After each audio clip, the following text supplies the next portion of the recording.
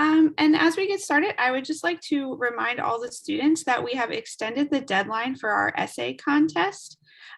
We have now extended it to Friday, March 4th. So we really hope that you'll consider submitting in an essay for a chance to win a trip to campus to sit in on a class and have lunch with me and executive and the director of the Povich Center, Mark Hyman, as well as some others.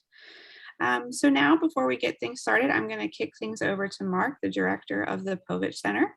Thank you all for being here. Thank you, Caitlin, and welcome everybody. Good morning. It's so great to see students in a classroom. That's really exciting. Last year's book club, we were talking to students in their bedrooms and in their kitchens, and this feels more like we're getting back to normal. So welcome to the second annual Povich Center Virtual Book Club. And we're looking forward to spending about an hour talking about this wonderful book, I Came as a Shadow, the autobiography of John Thompson. And we know that you've been talking about the book in class for several months. And we're looking forward to continuing that conversation with some really special guests that you're going to be meeting in a moment. But before we do that, I want to remind you that you should be thinking of questions for this group, because maybe 15 minutes into the hour, we're going to be turning to you and inviting your questions. So be ready. Before I introduce our guests, I want to give a shout out to a few people who've really helped us make this happen. First, to the Undefeated, the ESPN website that covers sports, race, and culture. And the Undefeated has been so generous and helped us expand the book club from about 40 students last year to nearly 500 students this year. So for the Undefeated. Secondly, to our faculty partners, and we could not have done this without the support of faculty members at 3 schools. At City College in Baltimore City, Amy Sampson. At Wise High School in Upper Marlboro, Maryland, Sunta Harris and Alexis Dobbins. Thank you so much. And then at Archbishop Carroll in DC, a special school on this occasion because, of course, Coach Thompson graduated from Archbishop Carroll. Dr. Sherry Ward, the program director of the Jim Vance Media Program. So thank you all so much. And then finally, to Caitlin Wilson, the assistant director of the Povich Center, who was so helpful in making this happen today. So thank you, Caitlin. Okay, now I want to turn to a very special guest, Lucy Dalglish, the Dean of Merrill College of Journalism, who is going to welcome you. So Lucy. Thank you, Mark. Everybody, I just want to say thank you so much for joining us this morning. Thank you to Jesse and John and Kevin Blackstone for leading this conversation. I hope that by participating today, you are enthused about basketball, about sports, about race, media, and culture, and I hope you're excited about journalism. And in a moment, you're going to hear from our recruiting coordinator, Terrence Britt, who's going to tell you a little bit about how to work with the Povich Center in the coming years and potentially go to the University of Maryland's Philip Merrill College of Journalism. I'm delighted with the expansion of the book club since last year. It has been wildly successful beyond our dreams, and very grateful to ESPN's Undefeated. So enjoy, everybody. Mark, back to you. Okay, thank you, Lucy. Now I'm going to turn things over to Terrence Britt to talk a little bit about how you go about pursuing your interest in journalism and the University of Maryland. Good morning, everyone. My name is Terrence. I'm the program director for undergraduate recruitment here at the College of Journalism. So I'm gonna be very brief, so if you can get all your questions going with the book. So if you've enjoyed reading this book and engaging in conversations in your classes and partaking in this program that we're having here, then Merrill College may be for you. So I advise you to reach out to me so we can get you set up with the tour, so you can speak with me more about the program, and then admissions here at the college, how you get into University of Maryland. So I'm looking forward to meeting each and every one of you who have an interest in journalism. Thank you, Terrence. All right, now it's time to introduce our special guests. My honor to do so, and I thank them all for making time for us today. And let's start with John Thompson III, Vice President of Player Engagement at Monumental Basketball and the head coach at Georgetown, the head basketball coach at Georgetown for 13 years. And before that, the head coach at Princeton University, the hated Princeton University, because I'm a graduate, John, of the University of Pennsylvania. So I was rooting against you every time we took the floor against Princeton. But thank you, John, so much for coming and sharing your thoughts about the book and your dad. Oh, I'm excited to be here and share any thoughts and insights that I may have. You had more disappointing evenings than you had joyful evenings in those Princeton teams. I just want to. There's no doubt about that. But I'm glad to be here. Thank you. Next, Jesse Washington, senior writer for ESPN's The Undefeated, as we mentioned earlier, and co-author of I Came as a Shadow. Beautifully written book. Jesse, thanks so much for being here. Really excited to talk to everybody today. Thank you. And then finally, my colleague and friend, Kevin Blackie-Stone, who's got a very long resume, so I'll have to shorten it a little bit. Kevin is a faculty member here at Merrill College of Journalism, teaching in the sports journalism program. In addition, you see him frequently on Around the Horn on ESPN. He's also a columnist for the Washington Post. So my friend, Kevin Blackie-Stone. Kevin, thanks for joining.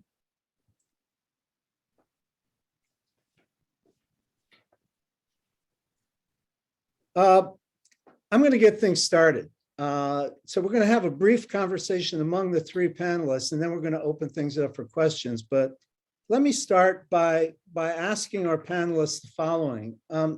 Coach Thompson, of course, we lost him in August of 2020, shortly before the book was published. If he were here today, what are the themes and the messages from the book that you think he'd want us to be talking about? What are the most important themes, do you think, in his view?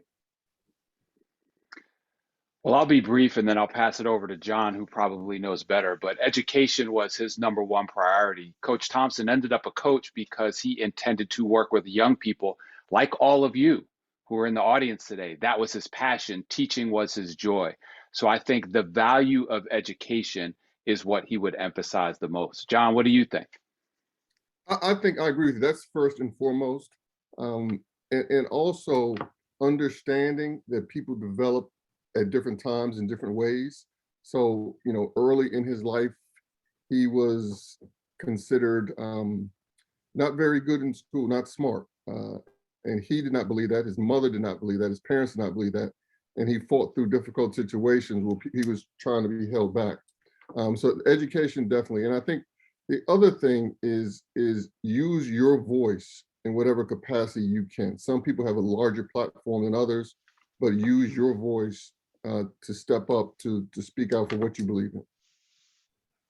Yeah, I think I would add on to that last part, since we're in this period where everybody's talking about athletes being active, right, on a political platform, and Big John was doing that before anybody, right, and did it with great purpose and successfully, and did it in a way that protected those who didn't have the armor that he had, given the position and success that he had. So I think he would be, engaged in that discussion. I'm turning things over to you guys for 10 or 12 minutes. Well, if I can start, I would just like to hear from Jesse and from John how this book came to be, because I remember, I remember reading the unofficial biography, Big Man on Campus, written by Leonard Shapiro. And if my recollection is right, John didn't particularly like that. So here we are, in 2021, and this book finally comes out. And Jesse, how did you land it? And John, how did you help facilitate it? Well, I'll go first, Jess, if you don't mind. So to let everyone on the call know, for most of his life, Pops, he didn't do any coaching videos, he was sheltered himself and our family from any of that. So there was never any John Thompson books that were authorized by him. So he knew he was coming to the end, and he wanted to tell his story as opposed to have his story told by someone else. And as a sidebar, we were very fortunate to have Jesse agree to do this project, because as you read the book, it is Dad's voice. It's not necessarily Jesse's or another author, if they had done it, their interpretation of John Thompson. And so it got to where he just said, I want something documented. I want to tell my story. And I want someone who understands that this is not a basketball book to do it with me. This basketball is the skeleton, but my life in this book is not about basketball. And so just at the end, he decided he wanted to do it, and we were very fortunate to have Jesse come on board. Or he was very fortunate to have Jesse come on board, I should say, not we. And I was fortunate to have been chosen. At one point in the book, I was asking Coach about why he signed with Nike when Nike was a nobody. Adidas was the big boy on the block and had all the best players and the best colleges. And he said, yeah, I like to go with the underdog, the person who nobody really knows about, kind of like why I chose you. So Coach didn't know who I was, but I think he liked to find skill and ability in overlooked places, perhaps. And I think that's part of why I got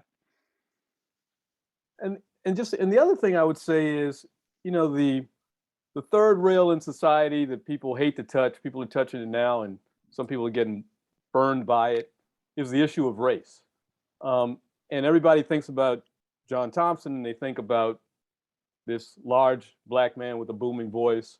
And there's a lot of talk of fear of the Black man, I think, in this book. And I just amazed that from the very first line, second line, third line of the book, you dive right into race. The second line is, my father always said, quote, son, study the white man, period, close quote. And from then on, you plow right into this almost in every chapter. Was there any fear on you as a writer in handling that? Because certainly there's no fear of John in dealing with it. And we know that publishers sometimes do have a fear of this particular topic. So how did you navigate that? The publisher was very supportive and understood exactly who Coach was and what he was about, and wanted that, and was only helpful in terms of helping Coach say what he wanted to say.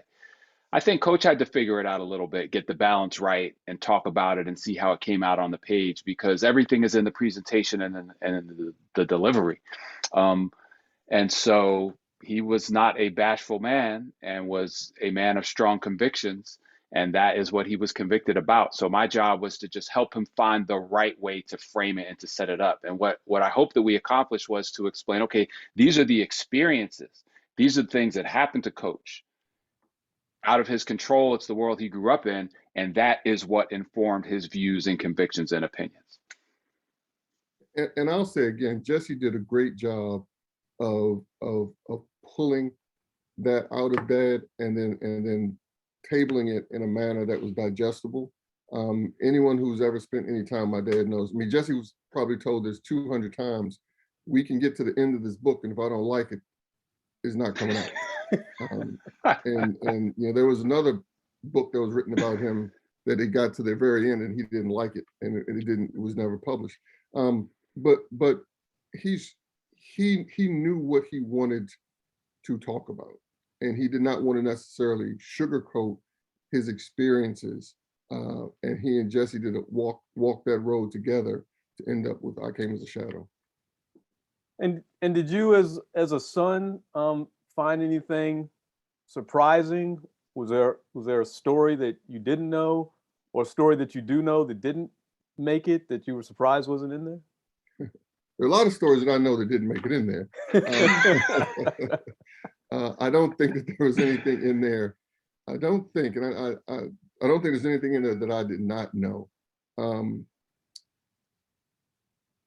But no, I think that he knew what he wanted to tell.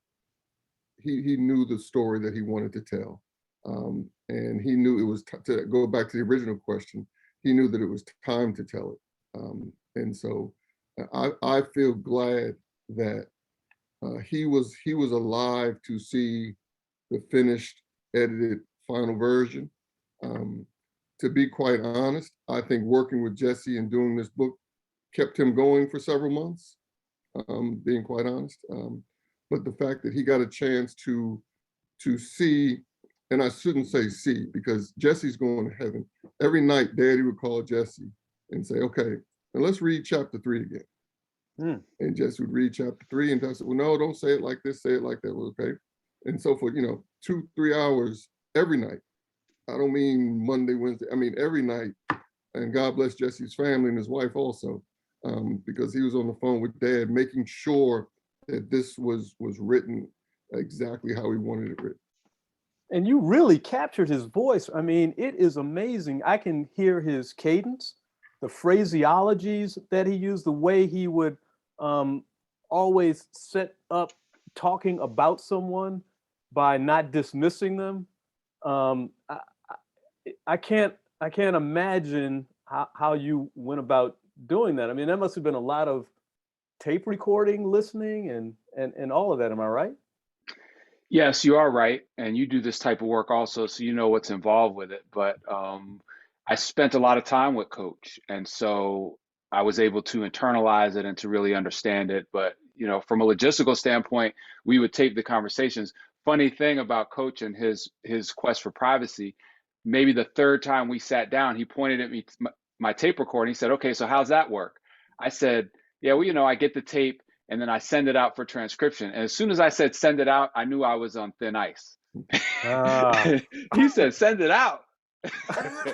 So let's just say that the transcription process shifted dramatically at that point. But I would get a transcript and then I would go from there. And, that was I have read a lot of autobiographies, and a lot of them, even though I might enjoy them, they don't sound to me like the person who's talking. So that was my number one goal. Yeah, well, you really captured it. And as I mentioned before we started this call, you had a DC-centric word in that book, the word being Bogart. And I've never heard that or read that outside of the context of DC in my life. So that was perfect. Did you have any particular favorite story that was recounted to you by Coach? Oh, man. I would have to say it's so hard to choose, but a lot of the young stuff, because I didn't know it. And I'm someone who reads everything. And I was a Georgetown fan, and I, pay a lot of attention to what's going on. And so I had no idea that he was such good friends with Red Auerbach or Dean Smith. And that his mother and his father were the primary influences on his life. So that's my favorite part of the book, to explain what created John Thompson was really revelatory for me. What about you, and John? I'll say this, sorry, Kevin, before your next question. It's not like Jesse, would get on the phone and talk to Dad. He came down here and he spent days. I mean, he lived with Dad basically for the better part of a year. Jesse, was it more than a year? A year and a half. Year and a half. So this was not just a series of interviews that turned into the book. This was him truly spending time and sitting down and getting to know and understand the who, what, when, wheres, and whys of John Thompson. And did you read the galleys yourself and make any suggestions? We on those nights when Jesse was reading to Pops, I was in the room a lot of those nights, some of those nights, I should say. And so that, you know, there were times when Dad would sit down with Tiffany, Ronnie, and myself, my brother and sister, and Jesse, and say, should we put this in there? Should we talk about this person more? Did I touch on that enough? Should this be emphasized more? Is as you also said, or as Jesse said, is there too much cursing in this book? And so, you know, I don't want in any way, shape, or form to imply that my siblings or I had much influence over this book, but did he bounce ideas off of us? Yes. Interesting. Did you have a favorite story in there?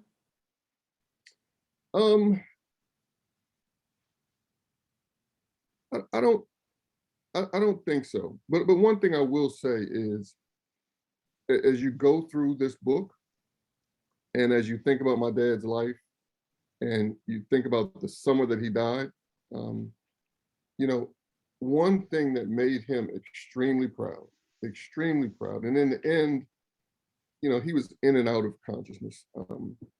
But seeing and hearing athletes use their voice and not be afraid to speak up and not be afraid to take a stand and not be afraid of what the ramifications would be for speaking up. I mean, that is something that right at the very end of his life made him extremely proud to see that young men and women were willing to do that. Whereas traditionally, not to say it never happened in the past, but traditionally as a group, athletes did not do that. Yeah, and he, you know, he grew up in a generation of Black men in this country, so post Jackie Robinson, where Black men began to become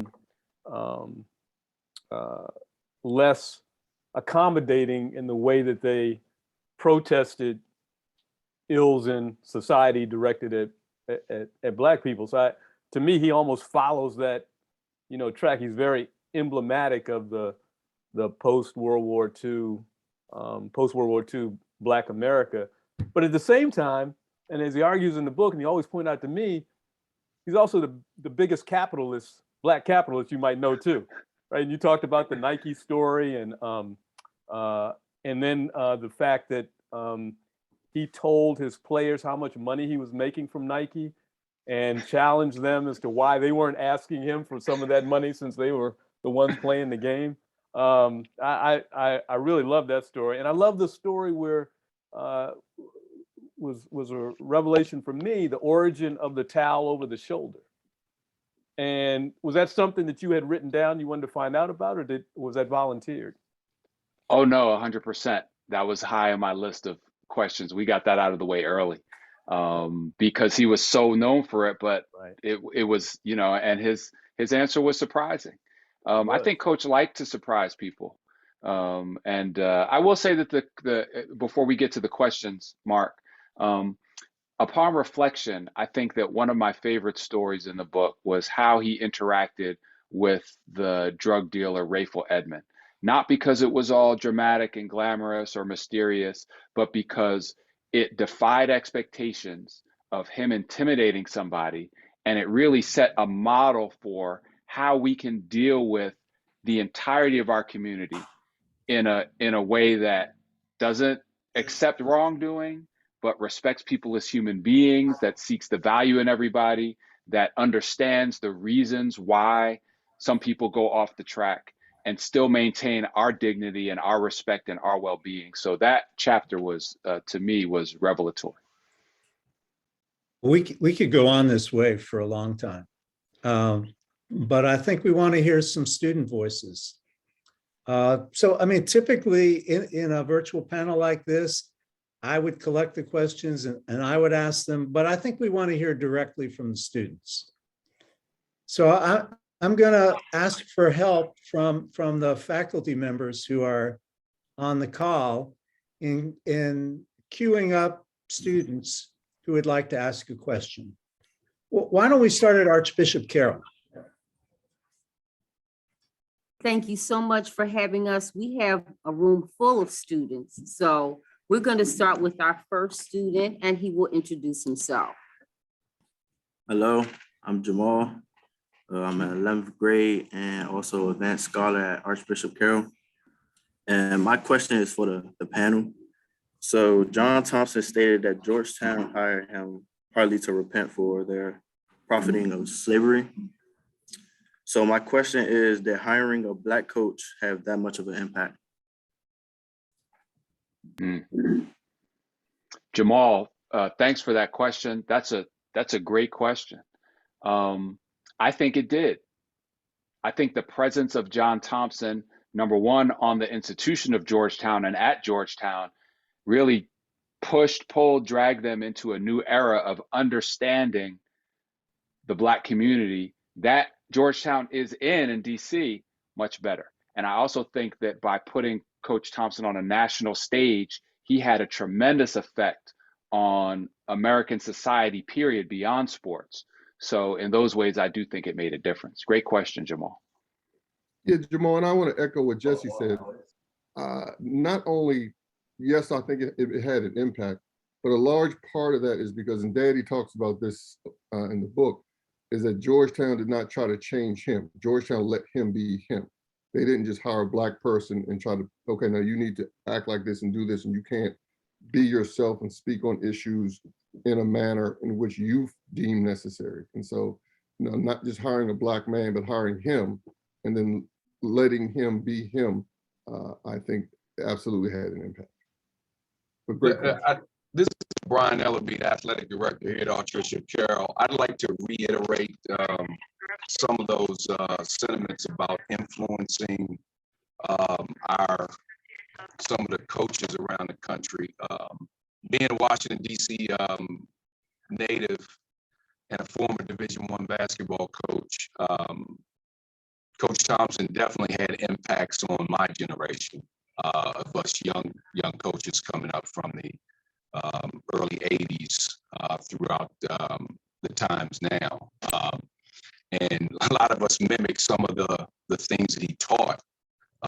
He very much influenced us, not only with his presence on a national stage, but he was always, willing to give curt, frank, good advice to us young coaches as we try to assimilate up the ladder, and the doors that open for guys like myself who had an opportunity to be a head coach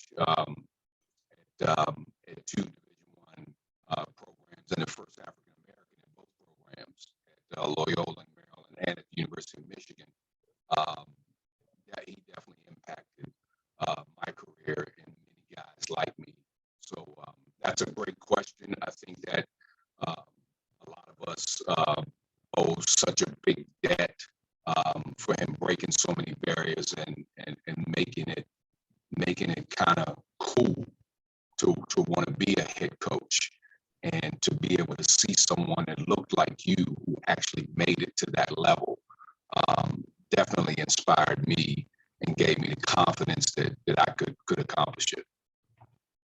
And I'll just add to that on one of the little anecdotes in the book, which I thought about a lot, and I wrote about when Big John died. Every Sunday night before the Final Four championship game, at whatever hotel in the city where the Final Four was, we'd all get together. It would be Black coaches, Black ADs, Black writers, and we'd sequester ourselves in some secret part of some hotel. And Big John, John Chaney, Raveling, Nolan Richardson, sometimes Tubby Smith would hold court. And a lot of the younger Black coaches would just sit there and soak it up in 2-3 o'clock in the morning, and we'd still be there. And that was the origins that Jesse reminds in the book of Big John's protest, of his walkout. That's when he had learned from Bill Rhoden about proposition that the NCAA was trying to push that was going to be deleterious towards Black athletes. So yeah, I mean, I saw that grow, and there's so many people who owe a debt to what John was able to do, which was a debt that he paid to John McClendon, right? So it's a lineage all the way, a beautiful thing. We're gonna have another question for my student before we pass it on to the next school. Sure. And this is Gabrielle Davis. Gabrielle. Hi, I'm Gabrielle Davis. I'm a sophomore in the Gym Advanced Media program. And Mr. Thompson, I wanted to ask you, do you think that there has been another college coach who has had such a huge impact on his players, both on and off the court? Because the book talks about him coaching the whole athlete, just not the basketball player. That's my dad, so I'm gonna say no. There hadn't been another. You know, I do think, I think it would be wrong to, you know, I think a lot of times the negative in athletics gets more attention than the positives. I do think other coaches out there do care about the whole person. I do think other coaches out there do try to influence and help their team grow on and off the court. You know, Pops was extremely successful at it because of how he did it. And not just to back up something that Mr. Ellerby said. It's one thing that he points out in the book that's noted, that his presence not only influenced and grew the number of coaches, but as two men on this panel can attest, all of a sudden there started to be a lot more Black journalists. All of a sudden it started to be a lot more Black referees, you know, and so just his influence, and a lot of that was with the journalists, was because they said, we need someone Black to go talk to Big John, because it'll be easy. So you know, outlets started hiring more Black people because of that. So his influence is not just on the athletes, on the players. It's far and wide. And I can't tell you how many times I'm walking down the street and someone will just stop me and grab me and just say, hey, your dad influenced me in this way. And someone that's not a basketball player, it's not always a male. But no one did it like him, Gabrielle. Let's go to Wise High School. Good morning. We have students here from our law, African American studies, and sociology classes. They will come up and introduce themselves for you. Terrific. Hello, everyone. My name is John Wallace. I am a junior here at Wise, and I have a question for Mr. Thompson. And in the book, when your dad said to study the white man, did he ever tell you that? And if so, how did you study the white man, and in what ways? Yeah, I think we heard, we meaning my siblings and I, as well as all of his teams, were told that often. And it's just understanding, not being stuck in the moment with yourself, and taking the chance to step back and view how the white man deals with you, what he expects of you, how you can benefit from, take advantage of, not accept, and give pushback to that. And so without it, that's not something he just said in the book. That's something Coach Ellerby he's probably told Brian that at some point in his life. Because that's not something that that's not something that's just in the book. But he and his father, as it was one of the first couple of lines of the book, his father told him that. And so it's not something that he took as just a cute statement, but he lived it. Do we have another question from Wise? Yes, we do. The next student is coming up.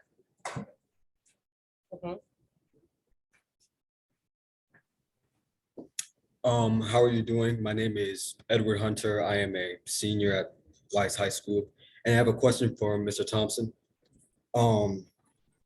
As you all know, politics will always collide with sports, and as seen during Mr. Thompson's time as a coach, sports has become more about players than politics, seeing as during the peak of Black Lives Matter activism, players such as LeBron James were always told to shut up and dribble. And in the media, when attempting to start a conversation in sports, do you think the idea of players being products or an investment towards companies, coaches, and colleges is seen more now than it has been then? Or as a continuation still about the players instead of more of it being as these players are just an investment?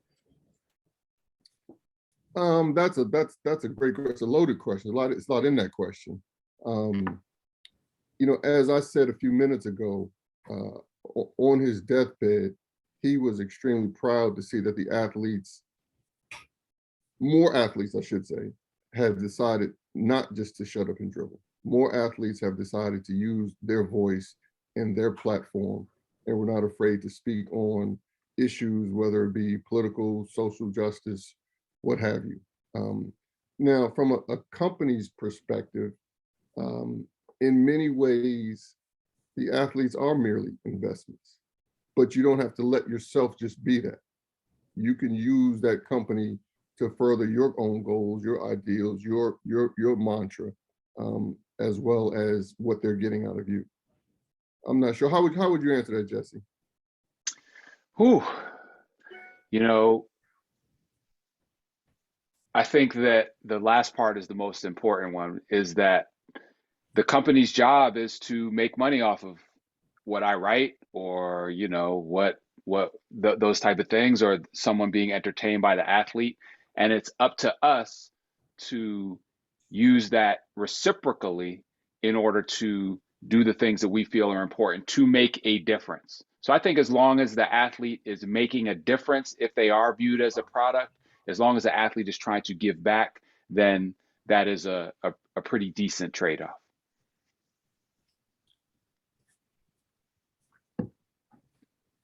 How about our friends at City College in Baltimore City? Hello. So our question is, at the end of the book, Mr. Thompson talked about how he felt on athletes being paid.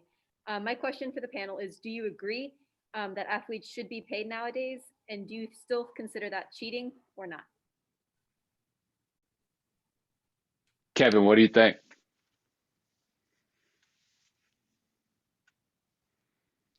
You're muted. There In we your go. book, you quote Coach talking about that very issue, and he dismisses the idea of college athletes being paid. So, you know, one of the things that I always found fascinating about Big John was sometimes he was contradictory, but in a really thoughtful way.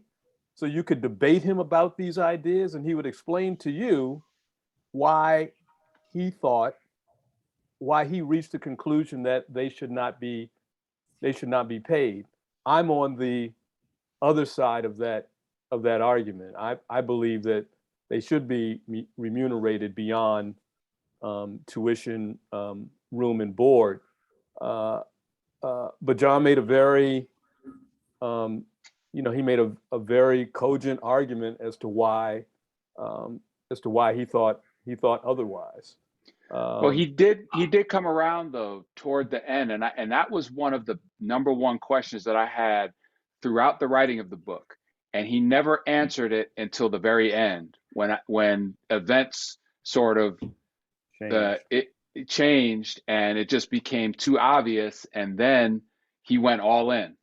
You know, he went all in, but he would never really answer the question throughout almost 2 years. Well, I don't know, Jesse, you know, there's a lot of wrinkles in that and how it will go. And he would weigh it back and forth. And then finally some things happened, and he watched a documentary about how coaches were paying players, and then all the black coaches would get fired and the head coaches who happened to be white would keep their jobs. And then he said, all right, it's time, you know, it's time. And then he did come out in favor of the players being paid. He did say there were a lot of things that had to be worked out and problems that needed to be solved with that model. My favorite thing that he said about that was, he said, if players are getting paid when Allen Iverson was in school, Iverson would have said he should be paid more than the other players, and he would have been right. So you know, it's a big topic. I have not seen any other prominent college coach certainly not as prominent as Coach Thompson, to come out in favor of paying athletes. So I think he was a trailblazer to the end. And I think, just not to beat it up, he definitely went through an evolution where he evolved to the point where he thought athletes should get paid, because for most of his life he was adamantly against it. Personally, you asked what do we think. I think the name, image, and likeness is right. An athlete should be able to make money off of their name, image, and likeness. I think that to just start to pay players, I'm not in favor of that personally. I think that will be, there's too many, I don't know how that would happen. You know, so does the player at Baltimore City College get paid the same thing as the player at Kentucky? Or is it just an open market? So I think the name, image, and likeness allows you to go out and get what you deserve, so that the Allen Iverson will get more than the last player on the team. Because that's what the market will dictate. So we have such a large group at Archbishop Carroll. We want to go back there and get as many questions as we can. So, Dr. Ward? Okay, we have students lined up and ready to go, and our first one is from Corbin Flaherty. How y'all doing? I'm a senior at Archbishop Carroll in an advanced media program. My name is Corbin. And y'all spoke about, well, this is directed to the panel. Y'all spoke about how Coach Thompson always rooted for the underdogs. And my favorite player, Allen Iverson, he had caught a case before he went to Georgetown, and Coach Thompson took a chance with him. How do you think coaches today could help players from humble beginnings? Well, Coach Thompson did help a lot of players, like Allen Iverson. But he also said very specifically in the book, I wasn't trying to help any slow short guys. So he acknowledged that the self-interest in it, and he was very honest about that. But he was willing, I think that more coaches could follow his example and look deeper into a student athlete's circumstances and what was really going on in their life. There's a lot of unrealized and unrecognized intelligence and academic ability in people who all we look to them as athletes. And so I think if Coach Thompson would go and talk to teachers and guidance counselors at the high school to understand more about the kid and their circumstances and why they acted a certain way or why they had these grades or that grades. So if more coaches did that, I think it would be of more help to some of these kids. Okay, our next student is coming up next. Anaya Long. Hi, I'm Anaya Long. I'm a junior at Archbishop Carroll High School. My question is for Mr. Thompson. So in the book, he mentions that we should be recognized more for our minds than our bodies. Or in other words, we should be recognized more for our intellectual attributes than our physical ones. So he really wanted to make sure that he taught his players more than how to shoot a basketball. So Mr. Thompson, as his son, what are some things he taught you that have stuck with you? I think his thinking was understand that you are intelligent and that you can use your mind to his players. Like you're not just an athlete, you're not just a basketball player. He had on his desk a deflated basketball. And the symbolism behind that was at some point the air is going to come out of the ball and you're not going to be able to bounce it. And you have to be able to thrive when you can't bounce that ball anymore. And so now you're here in college. Take advantage of the fact that you're getting a scholarship or free education, so that once you can't bounce that ball anymore, you're prepared for life. And so, you know, that's, I mean, that's, as I said with the earlier question, that's not something he just talked about. That's something he believed in, something he lived. And also going back to the gentleman's previous question, you know, he realized that he was given opportunities and he was fortunate, you know, because of his basketball, he was able to go to Carroll and get that education. Because of basketball, he was able to go to Providence College. And there are a lot of people along the way that helped him, where in a different circumstance, he wouldn't have had those opportunities. And part of that is why he wanted to make sure, or as much as he could, as Jesse said, as long as they could still play, that he helped those that might not have had a chance otherwise. Okay, we're going to go to Wise High School now. Ms. Dobbins.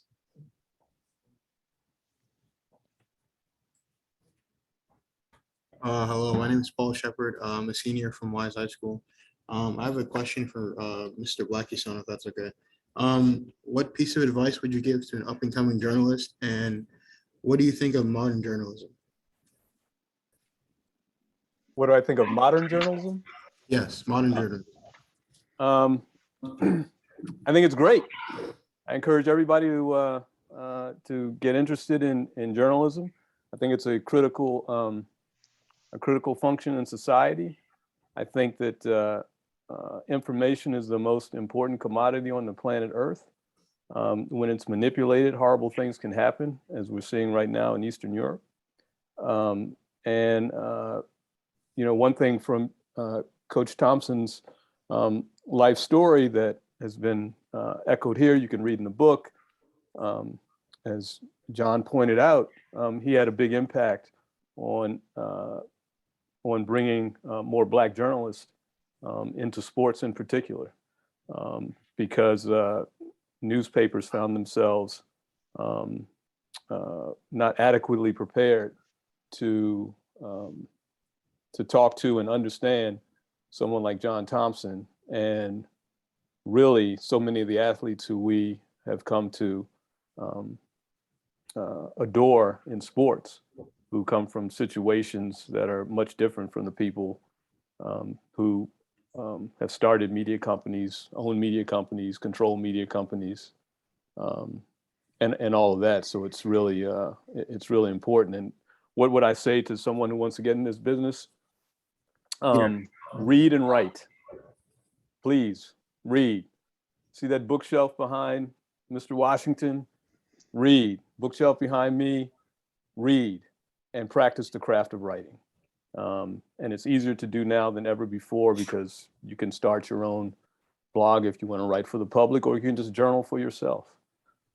Do it and do it often, and do it with passion.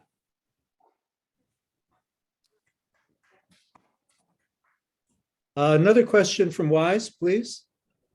How y'all doing? Hello. My name is Amar Thomas. I'm a student athlete at Wise, a senior. My question is for Mr. Thompson. Knowing the impact your dad had in the sports world, would you consider yourself famous? Why or why not? What sport do you play? Football. Are you good? Yes, sir. Okay. Tell him Wise has won 5 of the last 6 state championships. Yeah, you heard it. 5 in the 6 last championships. So you said is he famous or am I famous? The question is, do you think you're famous due to the impact of your dad and the sports world? Why or why not? I don't think I'm. Well, look, that's. Let me figure out how to answer that question. So I played basketball at Princeton, and my nickname from my teammates was "Son of," because you walk across campus and everyone's like, "That's the son of John Thompson. That's the son of John Thompson."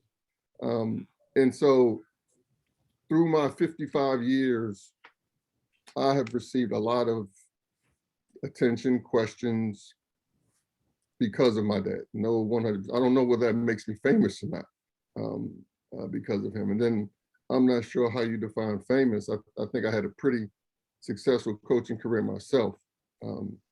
So partially, I'll be honest, partially, yes, but I've done okay myself also. And let's get another championship next year. I'm a senior though, so I'll be gone. Okay.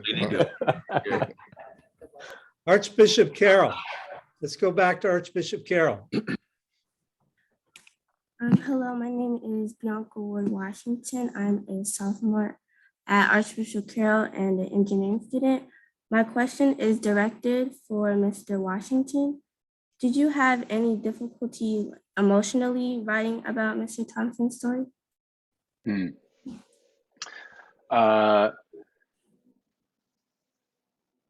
Yes, I did, because the things he said sometimes made me angry. And the injustices that he faced made me angry. And I tried to sort of let that come out and channel that into the work, to give the work, to make sure that it had the emphasis and the power that it deserved. The most difficult time I had emotionally, though, was after Coach Thompson passed, and he had asked me to read the audiobook. And so I was reading his words after he passed. And that was a very emotional experience. But through it all, I felt that the biggest emotion I felt was responsibility and motivation to make sure that this really, really important story was done to Coach's specifications, because if Coach liked it, I knew that it would reach all of you in the way that he intended. And the fact that so many of you have read it, clearly have gotten the messages that he's talking about, is very gratifying for me, and I believe it would have been for Coach also. Hello, my name is Jillian Boone. I'm a freshman at Archbishop Carroll, and my question is about how you guys feel about the quota of Black players on the teams that's mentioned, and the situation with Laverne Tart. That's directed to the entire panel. I was blown away. I'll be brief. I was blown away. It just doesn't cross our minds today that there will be a limit on the number of Black players. But this is something that he lived through and suffered through, and saw some of his dear friends, like you mentioned, Laverne Tart, and one of his best friends growing up, Ollie Johnson. They used to play on the playground and dream about making the league. And then Ollie was a #1 draft pick, and Coach Thompson knew that only one of them would be on the team. And so I was amazed, flabbergasted, dumbfounded, and outraged.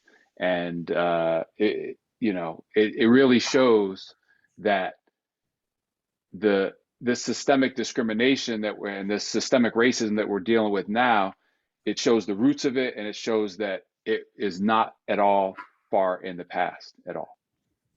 Okay, one more from Archbishop Carroll, then we're going back to Wise. So please, your question. Hello, my name is Ujoma O'Carey. I'm a senior at Archbishop Carroll and also a part of the Jim Vance Media Program. It was mentioned earlier that one of the themes of Thomas Johnson's book would have been voicing your own opinion and speaking up for yourself. My question would be, what are some tips that you may have for self-advocacy, especially in young students? Well, I'll just I'll mention one, because every now and then I'll have an athlete in my class, and I had one recently, the last semester, and I always have them write on, everybody in my class write on an index card why it is they're taking this particular course. And this particular course I teach is called Sports, Protest, and Media, and it's about the history of protest in sports, which goes back to the 19th century, and how the media intercepts that and digests it and regurgitates it for the public, and what that means going forward. And this one particular student who's an athlete said that he wanted to be able to use his voice on a platform as an athlete. And as we're going through the semester, he wasn't doing as well as he should have been, which I know would have ticked off Coach Thompson. And I wrote him a note, and I said, how can I entrust you to stand up for me in the future if you are not educating yourself right now when you have an opportunity? You have to take this seriously. So once again, I would say read, study, so that you can be intelligent when you do step on a platform and begin to voice your opinion about whatever that thing may be. So education is just so key. Back to Wise. Hello, how you doing? My name is Cameron Cyrus from Dr. Henry A. Wise High School. And the question I would like to ask is, how do you think John Thompson's outlook on the game and how he's like now making it all about basketball, and how he inspired so many players to not just view basketball as a option, just view a lot of other things.